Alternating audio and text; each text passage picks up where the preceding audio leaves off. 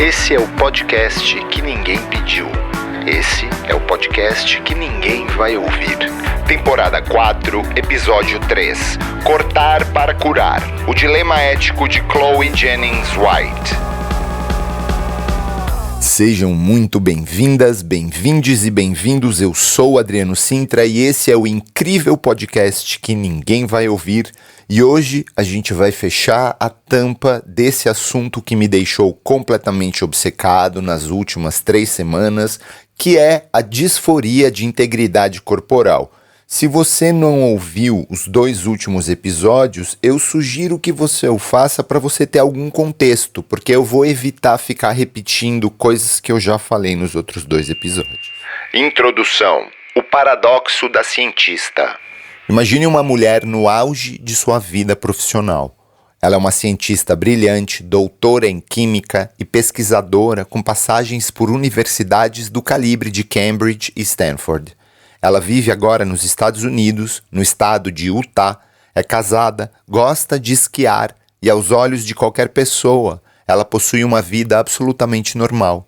Mas para Chloe Jennings White, essa sensação de perfeição esconde um sofrimento que a acompanha desde a infância, porque Chloe deseja ser paraplégica. Desde os 4 anos de idade, ela sente que suas pernas não deveriam funcionar. Ela descreve a sensação como um erro da natureza, uma espécie de falha entre quem ela é por dentro e o corpo que recebeu ao nascer. Para ela, caminhar não é algo natural, é algo completamente errado. Hoje, Chloe passa grande parte do tempo em uma cadeira de rodas e utiliza pesadas órteses nas pernas, não por necessidade médica, mas por uma tentativa desesperada de fazer seu corpo se parecer com aquilo que ela acredita que ele deveria ser. Seu caso se tornou um dos exemplos mais conhecidos de uma condição rara e profundamente controversa, o transtorno de identidade da integridade corporal, também chamado de disforia da integridade corporal.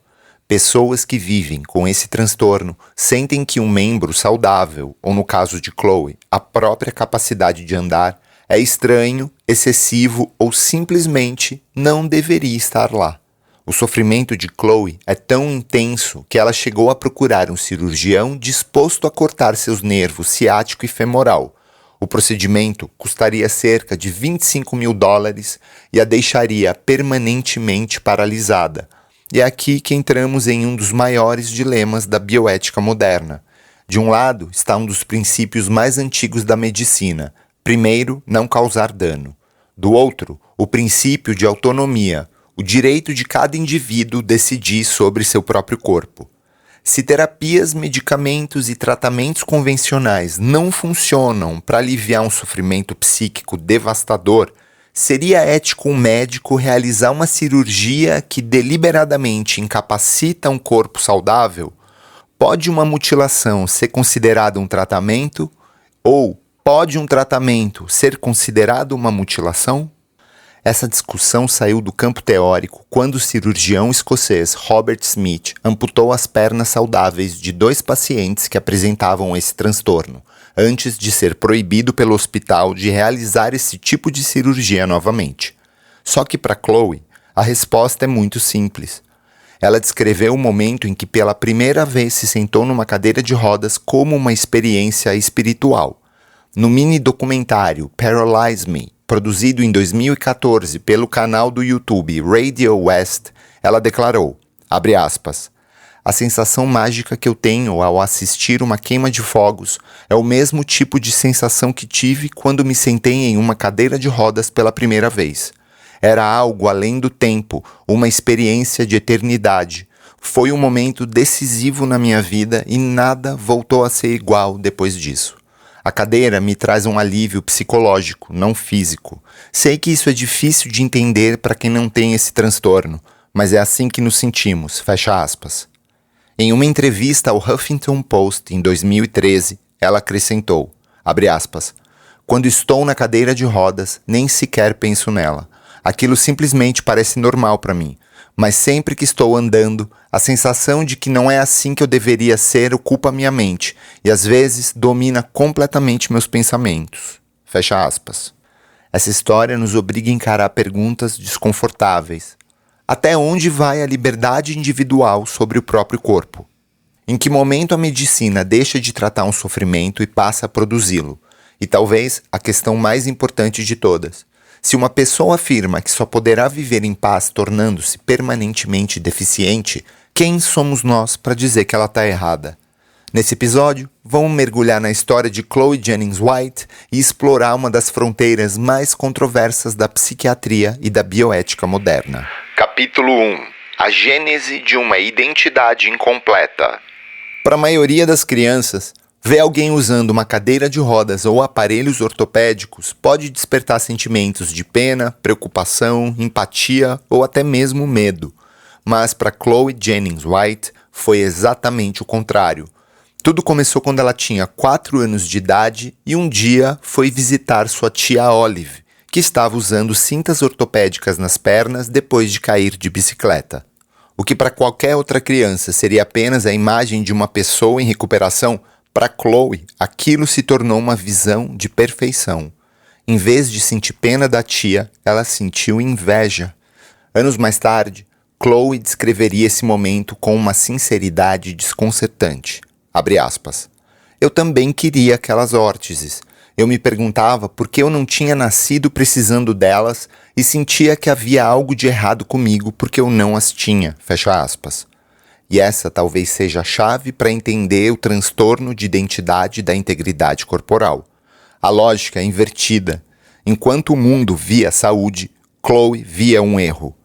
Ela cresceu com a sensação de que a natureza havia cometido um engano ao lhe dar pernas perfeitamente funcionais.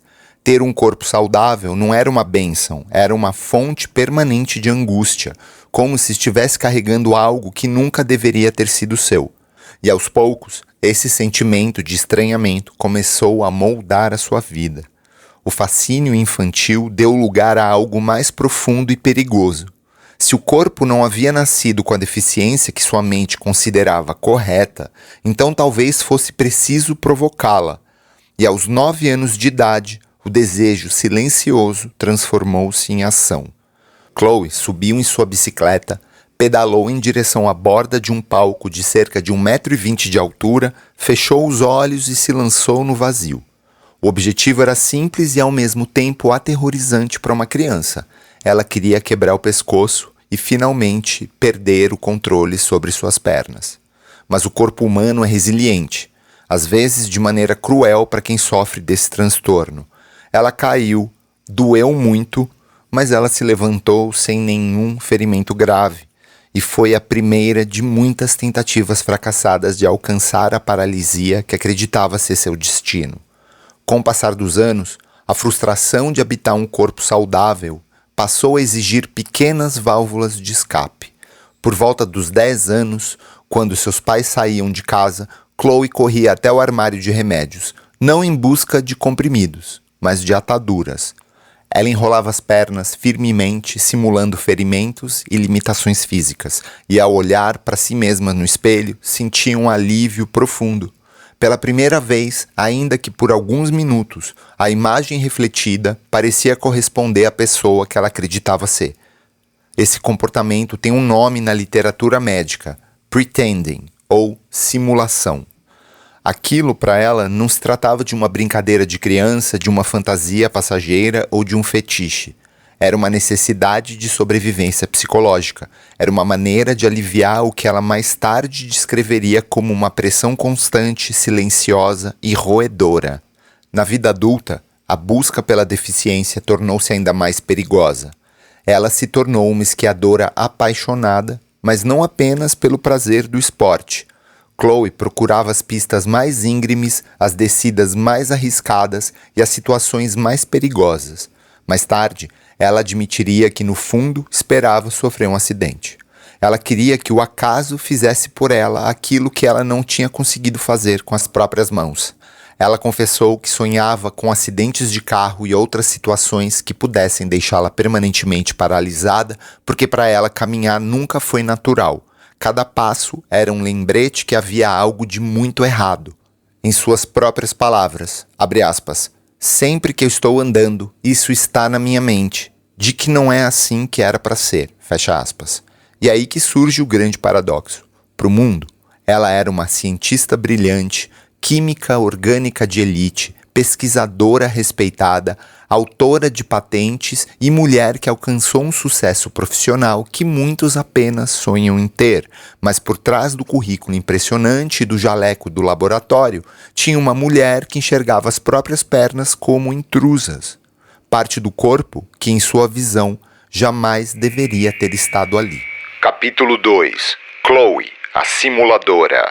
Durante décadas, tal qual Jewel Shupin, a personagem do episódio anterior, Chloe Jennings White viveu uma vida dupla. Em público, ela era uma cientista brilhante, respeitada por seus colegas e admirada por sua trajetória acadêmica impecável. Em segredo, porém, ela passava horas enrolando as pernas em ataduras, imaginando o dia que não precisaria mais se incomodar em ser uma pessoa saudável. Mas tudo começou a mudar por volta de 2006. Naquele ano, Chloe sofreu um acidente de esqui e lesionou levemente as costas. A lesão não foi grave, mas lhe deu algo que ela buscava havia uma vida inteira: uma justificativa médica para usar aparelhos ortopédicos. Enquanto pesquisava sobre suportes e órteses na internet, ela encontrou pela primeira vez um nome para aquilo que ela sentia: transtorno de identidade da integridade corporal. E pela primeira vez, ela descobriu que ela não estava sozinha. Ela não era uma aberração e haviam outros casos, muitos casos. Havia pessoas que carregavam a mesma sensação perturbadora de terem nascido no corpo errado. 2 anos depois, em 2008, ela recebeu um diagnóstico formal do psiquiatra Michael First, da Universidade Columbia. Foi o próprio médico quem sugeriu algo que para muitos parece impensável: que Chloe utilizasse uma cadeira de rodas como ferramenta terapêutica. A ideia era simples: se a cadeira de rodas pudesse aliviar sua angústia psicológica, talvez ela deixasse de buscar maneiras de causar danos reais à própria coluna. No começo, a cadeira era usada apenas dentro de casa, e foi nesse período que aconteceu um dos momentos mais marcantes de sua vida. Certo dia, enquanto Chloe estava no trabalho, sua esposa, Danielle St. Marie, montou a primeira cadeira de rodas que haviam comprado. Quando ela chegou em casa, Danielle a conduziu até o quarto e disse que tinha uma surpresa. Para a maioria das pessoas, uma cadeira de rodas pode simbolizar uma perda, mas para Chloe, ela representava sua própria liberdade. Hoje em dia, sua rotina é um estranho equilíbrio entre esses dois mundos. Ela passa grande parte do dia na cadeira de rodas, utilizando pesadas órteses nas pernas, algo que lhe proporciona um enorme alívio psicológico. Só que tem uma ironia muito difícil de não notar. Como sua casa em Utah não é totalmente adaptada para acessibilidade, Chloe ainda precisa se levantar para realizar tarefas domésticas, descer escadas e entrar no carro. Ela é obrigada a usar justamente a capacidade física que rejeita para sustentar a identidade que ela considera verdadeira. Esse é o grande paradoxo da sua existência. Para o mundo, Chloe está simulando uma deficiência, enquanto que para ela está apenas tentando ser quem ela realmente é. Viver uma identidade que muitos classificam como loucura ou mutilação, existe um tipo de apoio que poucas pessoas seriam capazes de oferecer. Para Chloe, esse porto seguro tem um nome: Danielle St. Marie, sua esposa. Desde o início do relacionamento, Danielle permitiu que Chloe deixasse de esconder seus sentimentos dentro de casa, e o lar se tornou um espaço seguro onde ela podia existir da maneira que bem entendesse. Esse apoio, no entanto, tinha um preço. Enquanto Chloe permanecia na cadeira de rodas, Danielle assumia sozinha grande parte das tarefas domésticas e das responsabilidades práticas do dia a dia. A própria Chloe reconhece a complexidade dessa dinâmica. Em suas palavras, abre aspas, uma parte dela desejava que eu não estivesse na cadeira de rodas, mas ela sabia que era a única coisa que me ajudava, então ela entrava no jogo, fecha aspas. Mas talvez entrar no jogo não seja a melhor forma de descrever o que a Danielle fez. Ela não estava incentivando uma doença, ela estava validando o sofrimento da pessoa que ela amava. Ao comprar e montar aquela primeira cadeira de rodas, Danielle ofereceu à esposa algo que a medicina ainda não sabia como fornecer: uma forma de alívio. Para Chloe, Esse apoio é o que a impede de tomar medidas irreversíveis por conta própria. E é esse amor que permite a ela viver nesse delicado equilíbrio entre um corpo saudável e uma identidade que deseja ser deficiente. Mas aquilo que dentro de casa se tornou um gesto de cuidado e sobrevivência, do lado de fora provocou indignação. Porque para muitas pessoas, o desejo de Chloe não é uma condição médica, é apenas um capricho, uma afronta à medicina. E para alguns, até mesmo uma ofensa às pessoas que vivem com deficiências reais. E é justamente aí que a história sai do âmbito pessoal e se torna coletiva. Capítulo 3. O dilema da ética médica.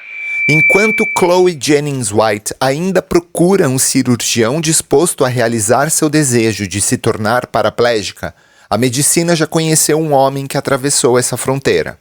Seu nome era Robert Smith. Em 1997, o cirurgião escocês tomou uma decisão que chocou a comunidade médica internacional. Ele amputou a perna perfeitamente saudável de um professor de ciência política. E não foi um ato impulsivo. Durante 18 meses, Smith consultou psiquiatras, avaliou o paciente e refletiu sobre as consequências da decisão. Ao final do processo, chegou a uma conclusão radical. Nada além da cirurgia seria capaz de aliviar o sofrimento daquele homem. 2 anos depois, ele repetiu o procedimento em um paciente alemão. E o resultado foi ainda mais desconcertante. Nenhum dos pacientes se arrependeu. Pelo contrário, o primeiro descreveu sua nova vida como um estado de felicidade e contentamento permanentes. O desejo obsessivo pela amputação simplesmente desapareceu. O próprio Robert Smith diria mais tarde, abre aspas, foi a operação mais satisfatória que eu já realizei, fecha aspas. Mas a medicina não estava preparada para ouvir isso. Quando Smith se preparava para uma terceira cirurgia, dessa vez em um paciente americano, a administração do hospital interveio e proibiu o procedimento. A história acabou vazando para a imprensa. Em pouco tempo, o caso já estava nos jornais, nos programas de TV, em um documentário da BBC chamado Complete Obsession. A repercussão foi devastadora. Smith deixou de ser um cirurgião respeitado para se tornar um dos personagens mais controversos da bioética moderna.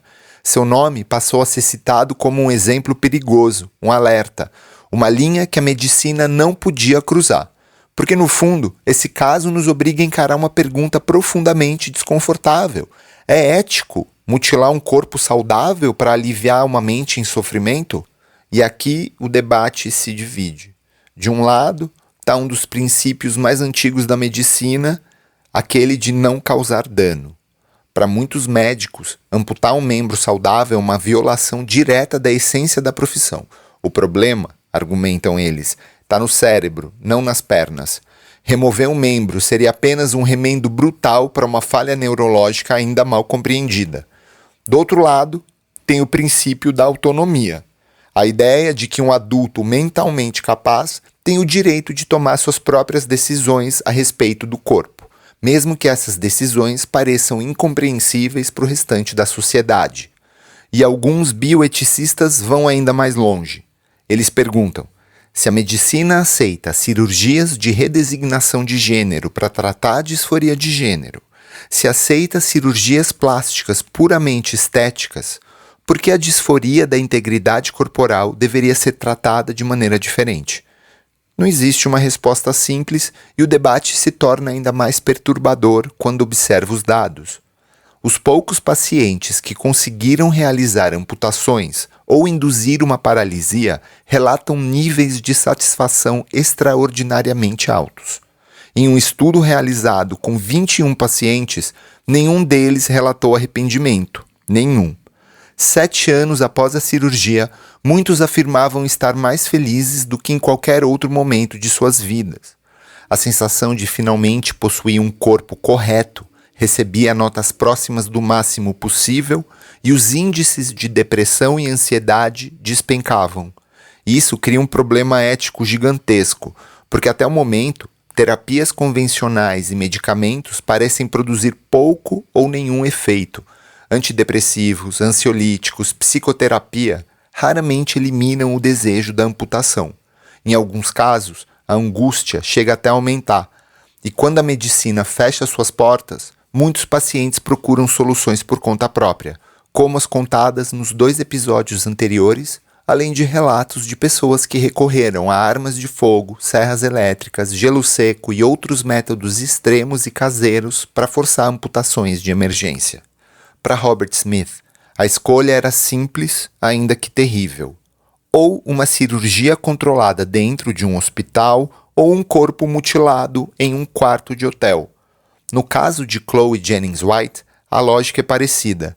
Ela própria admite que esquia de maneira agressiva, assumindo riscos desnecessários na esperança de que um acidente aconteça.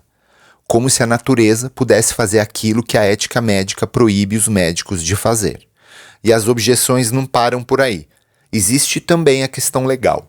No Reino Unido e em muitos outros países, o consentimento do paciente não é uma defesa absoluta.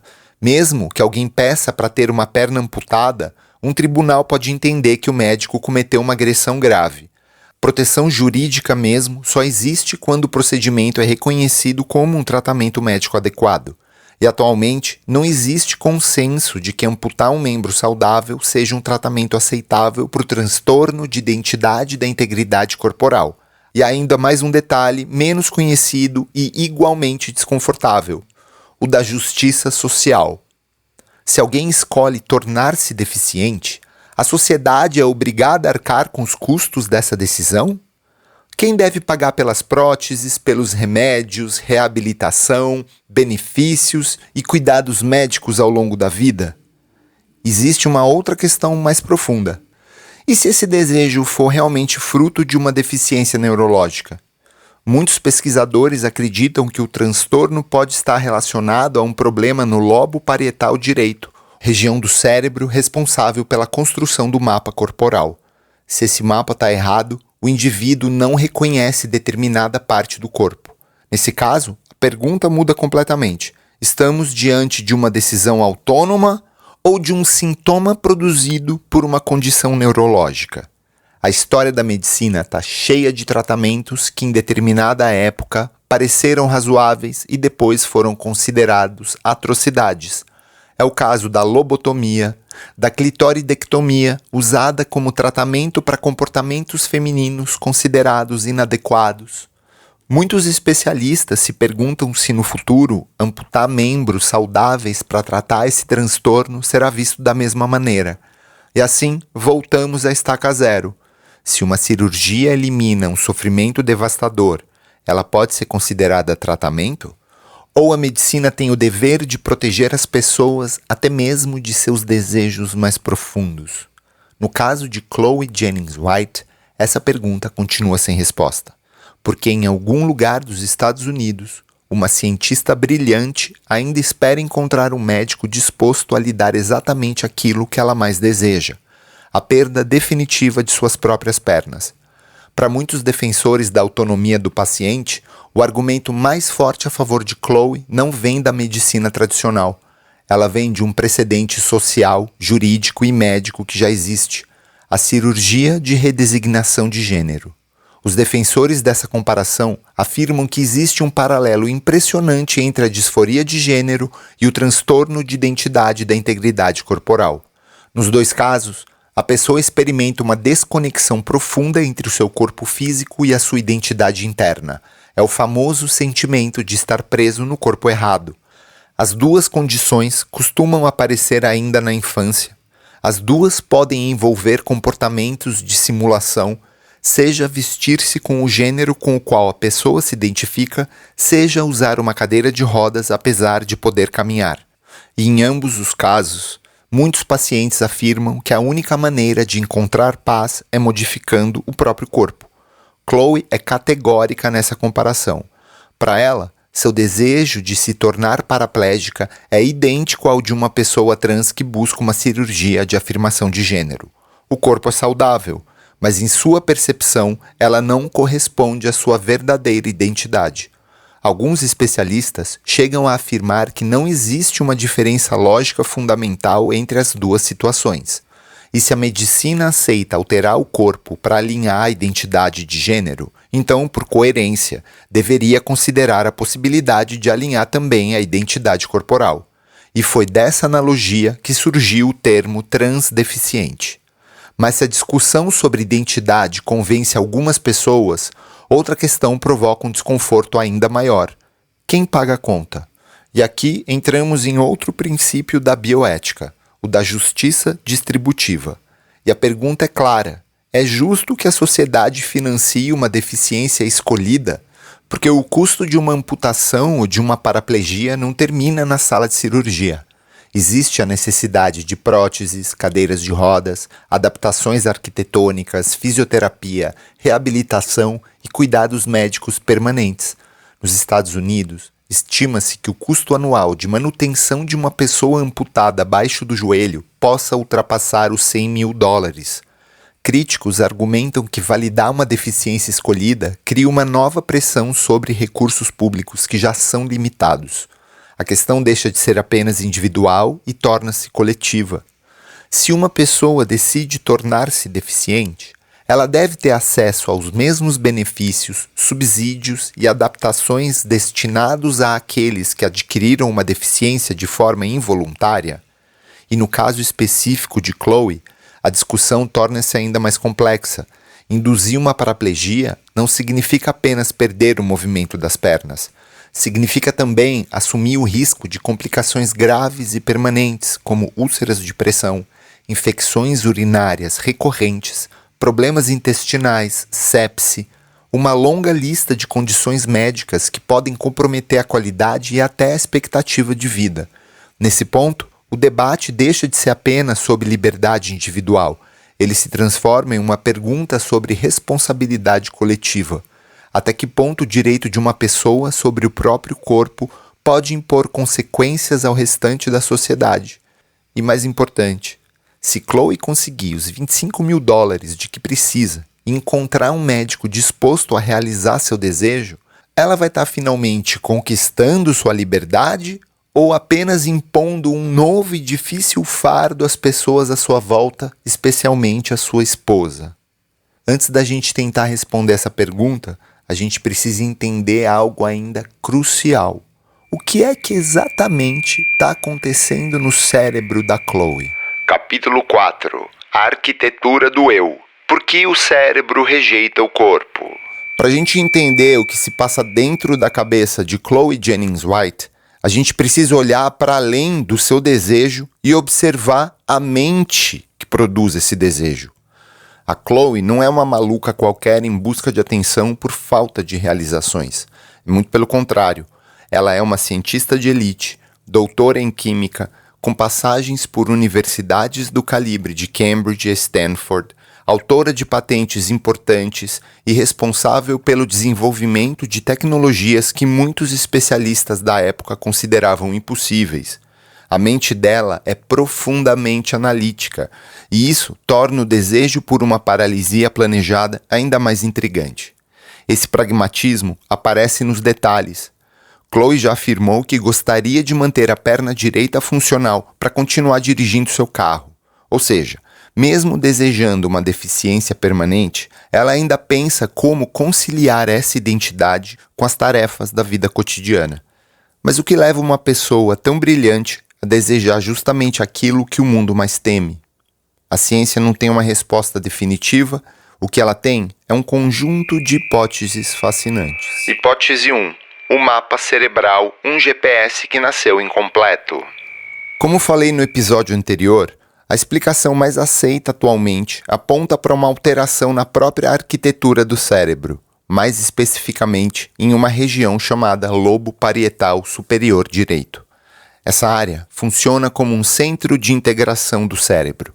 Ela recebe informações da visão, do tato e da percepção espacial do corpo e, a partir disso, constrói uma espécie de mapa interno, como se fosse o nosso GPS corporal. Segundo essa hipótese, as pessoas com transtorno de identidade da integridade corporal nasceriam com esse mapa incompleto. As pernas estão lá, os nervos também, a sensibilidade é normal, mas em algum nível profundo, o cérebro não consegue registrar aquele membro como parte legítima do próprio eu. É por isso que alguns pesquisadores utilizam o termo xenomelia, que significa literalmente membro estrangeiro. A sensação descrita por muitos pacientes é a de estar carregando uma perna ou um braço que pertence a outra pessoa. É como se um objeto estranho tivesse sido permanentemente anexado ao corpo. Estudos de neuroimagem dão algum suporte a essa ideia. Exames de ressonância magnética identificaram diferenças estruturais em regiões relacionadas à consciência corporal, incluindo menor volume de matéria cinzenta no lobo parietal superior e em áreas do córtex somatosensorial. Em outras palavras, talvez o problema não esteja nas pernas de Chloe, talvez esteja no mapa que o cérebro desenhou delas. Hipótese 2. A teoria do ideal de beleza alterado. Essa é uma hipótese um tanto controversa. O psicólogo alemão Erich Kästner propôs que o transtorno talvez não seja apenas uma falha de integração corporal, talvez seja também uma questão de estética. Do ponto de vista evolutivo, os seres humanos tendem a considerar corpos saudáveis, simétricos e completos como mais bonitos. Mas em algumas pessoas com transtorno de identidade da integridade corporal, essa bússola parece apontar em outra direção. Para elas, o corpo ideal não é o corpo perfeito das revistas, é um corpo com deficiência. Essa hipótese chegou a ser testada em alguns estudos científicos. Num deles, pessoas com transtorno avaliaram fotografias de amputados como mais fascinantes, mais belas, em alguns casos, mais atraentes do que imagens de corpos intactos. Isso nos ajuda a entender algo que à primeira vista parece muito difícil. Quando Chloe descreve o ato de sentar em sua cadeira de rodas como uma experiência mágica, talvez ela esteja falando de um raro momento de harmonia. Pela primeira vez, o corpo que vê no espelho coincide com a imagem que seu cérebro considera correta.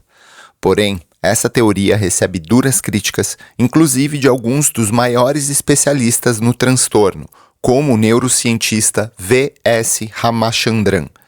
Eles a consideram uma simplificação excessiva e perigosa. Os críticos argumentam que, embora possa existir um componente estético e até mesmo erótico em alguns casos, ele não é suficiente para explicar por que é que alguém deseja uma amputação ou uma paralisia permanente. Para esses pesquisadores, o núcleo do transtorno não é uma questão de gosto ou atração, mas uma desconexão muito mais profunda entre o cérebro e a própria identidade corporal. Hipótese 3. O imprinting da infância. Essa leva a discussão para o campo das experiências precoces. Alguns pesquisadores acreditam que o transtorno possa se desenvolver a partir de uma espécie de imprinting psicológico. A ideia é que durante uma fase muito sensível da infância, a criança encontre uma pessoa com deficiência e, por razões ainda pouco compreendidas, passe a registrar aquela imagem como um modelo corporal ideal. No caso de Chloe, é impossível não lembrar da visita à tia Olive. Ela tinha apenas 4 anos quando viu as cintas ortopédicas da tia e sentiu algo que nenhuma outra criança parecia sentir: inveja. Existe ainda uma variação dessa hipótese chamada por alguns autores de teoria do herói. Segundo ela, a criança admiraria a força, a resiliência ou a atenção recebida por uma pessoa com deficiência e passaria a desejar esse estado como símbolo de distinção ou de identidade. Mas até hoje essas teorias permanecem apenas especulativas. Hipótese 4. O erro de localização do desejo. No passado, o transtorno de identidade da integridade corporal era conhecido por outro nome: apotemnofilia. Acreditava-se que o desejo pela amputação era apenas um fetiche sexual. Hoje, a maioria dos pesquisadores rejeita essa explicação como causa principal. Ainda assim, os estudos mostram que numa parcela dos pacientes existe sim um componente erótico significativo.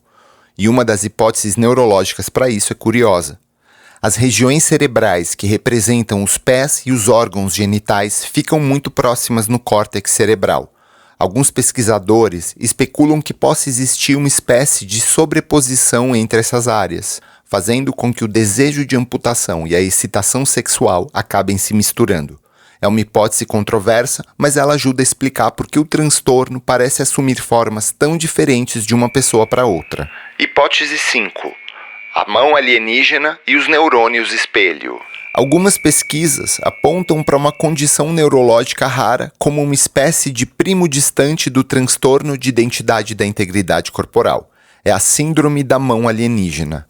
Ela geralmente surge após lesões no corpo caloso, a estrutura que conecta os dois hemisférios cerebrais ou em regiões do córtex frontal. O resultado é perturbador. O paciente passa a sentir que uma de suas mãos não lhe pertence completamente. Em alguns casos, a mão parece ter vontade própria. Há relatos de pacientes cuja mão tentou esganá-los ou que desabotoava a camisa enquanto a outra tentava abotoá-la. Pode parecer um roteiro de ficção científica, mas é uma condição neurológica real. A conexão com o transtorno de identidade da integridade corporal é profunda. Em ambos os casos, existe uma falha no que os cientistas chamam de propriedade do membro. Na síndrome da mão alienígena, o membro é percebido como um agente independente, quase uma entidade separada. No transtorno de identidade de integridade corporal, a sensação é um pouco diferente. O membro não parece ter vida própria, mas é percebido como um intruso, um objeto estranho que não devia estar ali. As duas condições sugerem a mesma conclusão, a de que o cérebro pode, de fato, perder o senso de pertencimento em relação a uma parte do corpo. Outra hipótese fascinante vem do neurocientista V.S. Ramachandran e envolve os chamados neurônios espelho. Essas células cerebrais, localizadas principalmente no lobo parietal inferior, são fundamentais para a empatia. Elas nos permitem compreender as ações e emoções de outras pessoas e, em certo sentido, nos colocar no lugar do outro. Ramachandran propôs algo ainda mais profundo. Talvez o mesmo mecanismo que usamos para compreender os outros tenha sido reaproveitado pela evolução para construir a nossa própria identidade. É como se todos nós carregássemos um espelho interno, um espelho que nos permite olhar para a nossa própria imagem mental e dizer: este sou eu. No transtorno de identidade da integridade corporal, esse espelho parece ter uma rachadura. Uma pequena parte da imagem não é refletida corretamente. O cérebro olha para aquela perna, para aquele braço ou para a própria capacidade de andar e conclui: isso não faz parte de mim. Essa hipótese também poderia explicar outro dado intrigante. Cerca de metade dos pacientes relata que seu desejo se intensificou depois de ver uma pessoa amputada ou com uma deficiência durante a infância. Segundo Ramachandran, o sistema de neurônios espelho poderia produzir uma espécie de imprinting, uma marca psicológica precoce. Em vez de apenas compreender o outro, o cérebro da criança passaria a usar aquela imagem para corrigir um mapa corporal que de alguma forma já parecia errado desde o início. Como acontece com muitas teorias sobre o transtorno, ainda faltam respostas definitivas, mas todas elas apontam para a mesma direção. O problema de Chloe talvez não esteja em suas pernas. Talvez esteja na forma extraordinariamente complexa como o cérebro constrói a sensação de dizer: este é o meu corpo. Capítulo 5. O Tribunal do Olhar Alheio e a Busca Final. Quando Chloe Jennings White decidiu sair das sombras e contar sua história ao mundo, ela esperava encontrar compreensão. Encontrou julgamento. Em poucos meses, sua história se espalhou por jornais, programas de TV e sites de notícias. E com a exposição, veio uma avalanche de indignação. As caixas de comentários transformaram-se em verdadeiros tribunais populares. As mensagens de apoio eram raras, os insultos abundantes. Chloe recebeu cartas de ódio, foi chamada de louca, egoísta, fraudadora e chegou até a receber ameaças de morte. Para grande parte do público, seu desejo não partia de uma condição neurológica nem de uma disforia de identidade. Era uma ofensa moral. A acusação mais frequente era sempre a mesma. Como é que alguém pode desejar perder aquilo que milhões de pessoas lutam desesperadamente para recuperar? Para muitas pessoas com deficiência adquirida, a ideia de uma mulher saudável desejar a paraplegia parecia uma zombaria cruel. Um dos momentos mais emblemáticos desse choque aconteceu durante uma entrevista ao jornalista Anderson Cooper. Diante de uma plateia nacional, Cooper afirmou que o desejo de Chloe era, abre aspas, completamente inapropriado, fecha aspas, diante das pessoas para quem a paraplegia nunca foi uma escolha. O comentário foi recebido com aplausos entusiasmados, e essa reação diz muito sobre a forma como a sociedade enxerga essa condição. O mundo simplesmente não consegue imaginar que alguém possa desejar aquilo que aprendemos desde crianças a temer e evitar. Chloe também foi acusada de ser apenas uma buscadora de atenção, mas seus defensores fazem uma pergunta difícil de responder. Por que uma cientista brilhante, autora de patentes e dona de uma carreira de prestígio, escolheria se expor ao ridículo público e à rejeição social apenas para chamar atenção? Outros críticos levantaram uma suspeita ainda mais pragmática. Será que Chloe buscava benefícios governamentais? Acesso a vagas de estacionamento? Subsídios destinados a pessoas com deficiência? Para eles, a ideia de uma deficiência escolhida ameaçava a própria definição de quem merece tais recursos, e Chloe sempre rejeitou essas acusações. Ela afirma que decidiu tornar sua história pública por um único motivo: ajudar outras pessoas que vivem o mesmo sofrimento em silêncio, tentar diminuir o estigma e mostrar que, em sua visão, aquilo que sente é uma condição biológica, não uma fantasia ou um capricho. Mas para o senso comum, a imagem de uma mulher saudável, sentada em uma cadeira de rodas por escolha, continua sendo uma transgressão quase imperdoável contra a própria natureza humana. No entanto, se o Tribunal da Opinião Pública condena Chloe, os dados científicos contam uma história muito diferente. Os poucos pacientes que conseguiram realizar amputações ou induzir uma paralisia relatam resultados surpreendentes.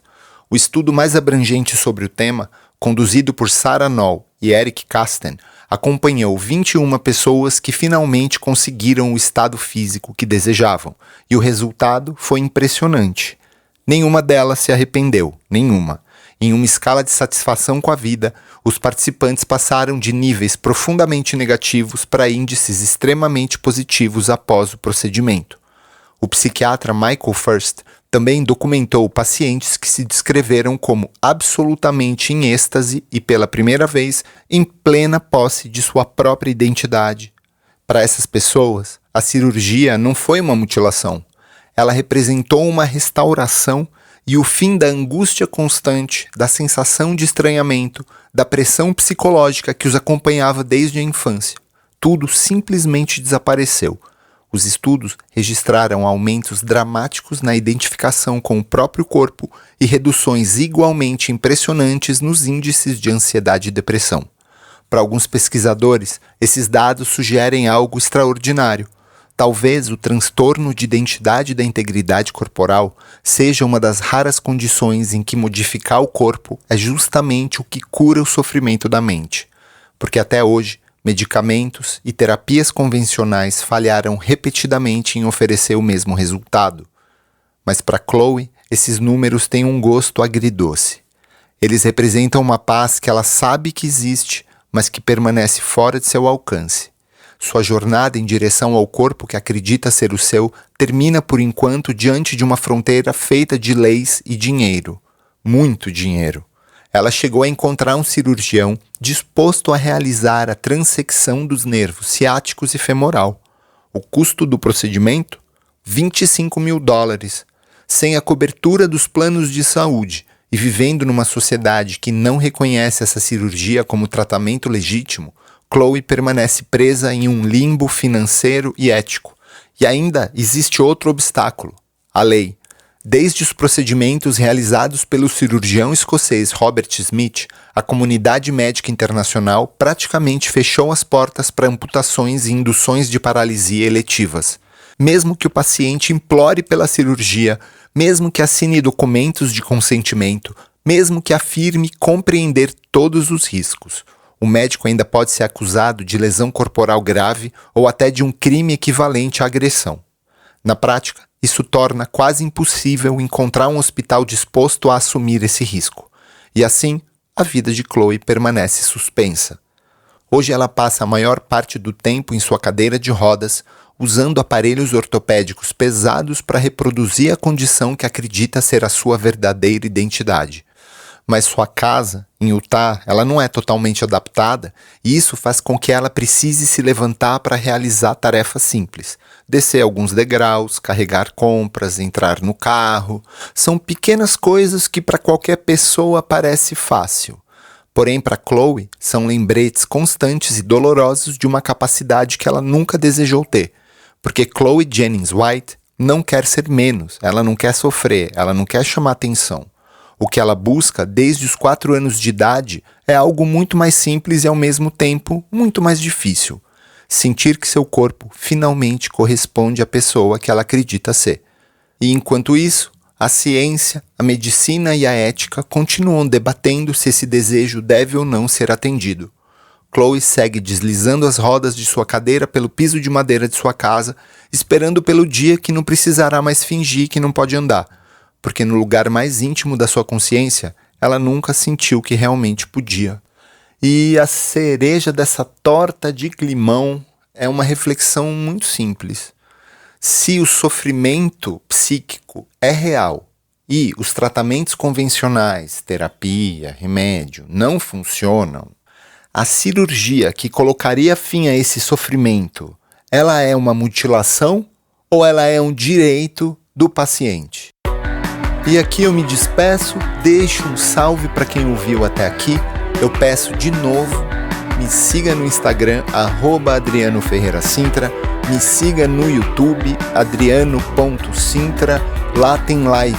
Todo dia a gente bate um papo, a gente surfa na internet, a gente faz aquele apodrecimento do cérebro.